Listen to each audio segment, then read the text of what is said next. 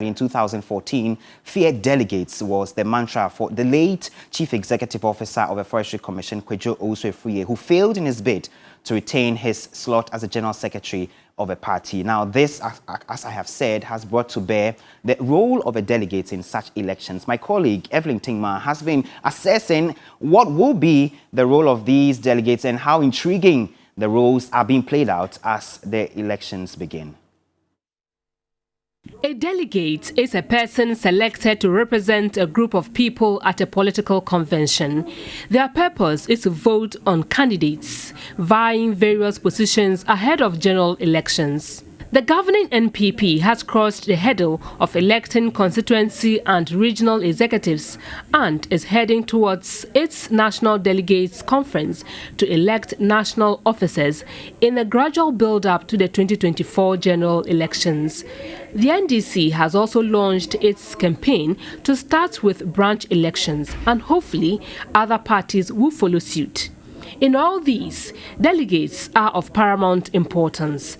This period has been termed the cocoa season because some aspirants induce them with monetary and material gifts in seeking their support. Before a candidate is elected or presented, they usually meet the delegate to, give out their policies and plans for that organization. So delegates are not bought, but rather the transport and the feeding are what is being facilitated for them at such gatherings. I have never seen or even heard any delegates within the party, requesting or using whatever the constitution has given them or has empowered them, unnecessarily. When I say fear delegate, it doesn't mean that you dole out money. There are so many things that count.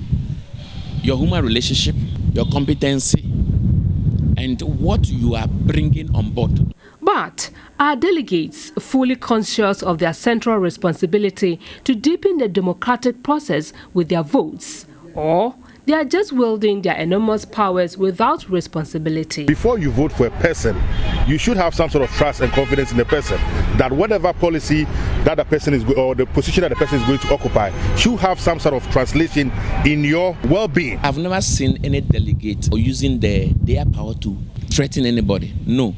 If a constituency executive go against the constitution, when those branch executives come together, write a petition against the constituency executive, when the parties sit on the case and realize that those branch executives have a case, automatically you'll be dismissed or suspended. All what we are looking for is somebody who will carry the party forward, not backwards. So even though if I'm not fine with you and your message that you are giving to me is a message that can carry the party forward, I will vote for you. Meanwhile, maybe I don't like you. Indirectly, the decision of who would be the next president actually begins with what the delegates do with their votes in determining the candidates in the first place. As a matter of fact, in a situation in which a party is highly favored to win an election, it is the delegates who would initiate the process of victory for its candidate. So, depending on how one plays his or her cards, either as an aspirant or as a presidential candidate, the popular phrase by the late Sir John, "Fear delegates are not ghosts," will always come to play. Evelyn Tingma, TV3 News, Accra.